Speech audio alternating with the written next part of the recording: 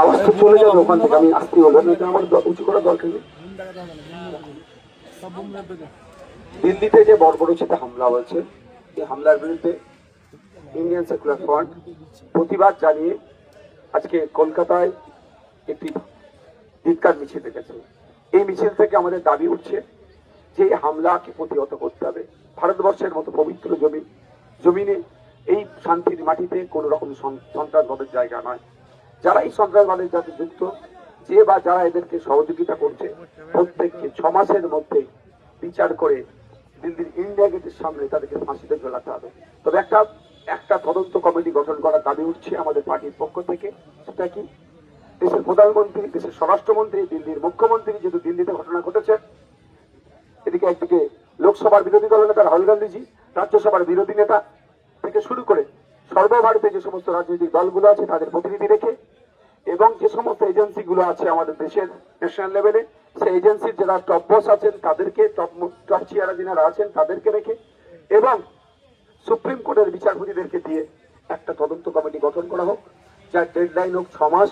6 মাসের মধ্যে তদন্ত করে যারা এই কর্মকাণ্ডের সাথে যুক্ত সরাসরি এবং যারা তাকে সহযোগিতা করেছে প্রত্যেককে চিহ্নিত করে শাস্তি ব্যবস্থা হোক, সেই শাস্তি দেওয়া হোক, তাদের ফাঁসি ইন্ডিয়া গেটের সামনে তাদেরকে ঝুলিয়ে দেওয়া হোক। কারণ এই যে দেশের রাজধানীতে হামলা হয়েছে, শুধু দেশের মানুষের 140 কোটি মানুষের বুকে আঘাত দেয়নি। এই হামলাটা কি হয়েছে? এই হামলাটা বিশ্বের দরবারে আমাদের মাথা হেঁট হয়ে গেছে।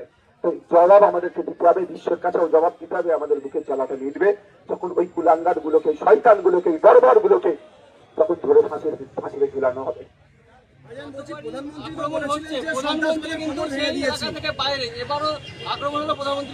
আমাদের সত্যি আমরা লজ্জিত, আমরা 140 কোটি মানুষ দেশে লজ্জিত যে আমরা এমন একটা প্রধানমন্ত্রীকে পেয়েছি।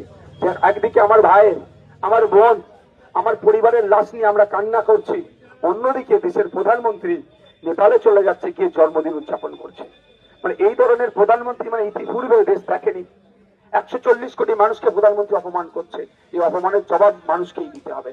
আর কি করছে? প্রধানমন্ত্রী বলেছিলেন সন্ত্রাসবাদের কোমর ভেঙে দিয়েছে, তারপরেও সন্ত্রাসবাদী। কেন্দ্রের বিজেপি সরকার 2014 সালের আগে থেকে শুরু করে আজকে পর্যন্ত যে কটা কাজ, কথা, প্রতিশ্রুতি দিয়েছে, একটা পূরণ করতে পেরেছে?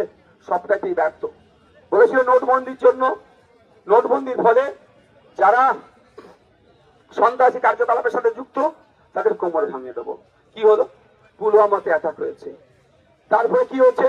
একাধিক ইউনিটে অ্যাটাক হয়েছে, বিভিন্ন জায়গাতে, বিভিন্ন ক্ষেত্রে, আপনার তালগাঁওতে হয়েছে, আপনার দিল্লিতে হয়েছে। এই ধরনের ঘটনা বেড়েই চলেছে। তো এই সন্ত্রাসীদের কোমর ভাঙবে এই কথা শুনে, সন্ত্রাসবাদ মুক্ত এই কথা শুনে 700-র উপরে নাগরিক কিন্তু আমরা দেশের তাদের জীবন চলে গিয়েছিল শুধু এই টাকা চেঞ্জ করার জন্য। আজকে ব্যর্থ প্রধানমন্ত্রী, ব্যর্থতার দায় তাকে নিতে হবে, পালিয়ে বেড়ালে হবে না। এই তদন্ত করতে হবে, তদন্ত করে সত্য উন্মোচন করতে হবে। 1 বছরে 2টো সন্ত্রাসবাদী হামলার শিকার হলো ভারত, তাহলে কি নিরাপত্তাহীনতায় ভুগছে? প্রশ্ন তো থাকছে। যাদের দায়িত্ব দেওয়া আছে, মোটা অঙ্কের মাইনে দিয়ে তাদেরকে রাখা হচ্ছে, জনগণের ট্যাক্সের টাকা নিয়ে যাদেরকে দেওয়া হচ্ছে, তাহলে তারা কি করছে? প্রশ্ন থাকছে। সেন্ট্রাল আইবি থেকে শুরু করে, র থেকে শুরু করে, বিভিন্ন যে এজেন্সি আছে, এনআইএ থেকে শুরু করে, তাদের কার্যকলাপ নিয়ে তাহলে প্রশ্ন উঠে যাবে। আমি সেগুলোকে প্রশ্ন তুলব না। আমি চাই এই জঙ্গি কার্যকলাপ বন্ধ হোক। আর কারা কোন করছে? এই সন্ত্রাসবাদী হামলাকে কেন্দ্র করে একটা বৈদিকীকরণ তৈরি করার চেষ্টা করছে বারবার। বিজেপি ব্যর্থতাকে সুকৌশলে তাদের সফলতা করে নেয়। বিজেপির অন্যায়কে সুকৌশলে মিডিয়ার একটা অংশকে কাজে লাগিয়ে তারা তাদের এটা সফলতা হিসাবে দেখায়।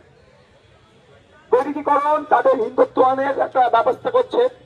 ফেলিওর হয়েছে ইন্টেলিজেন্স, ফেলিওর হয়েছে গোয়েন্দা বিভাগ, সন্ত্রাসবাদ হামলাকে আটকাতে পারেনি।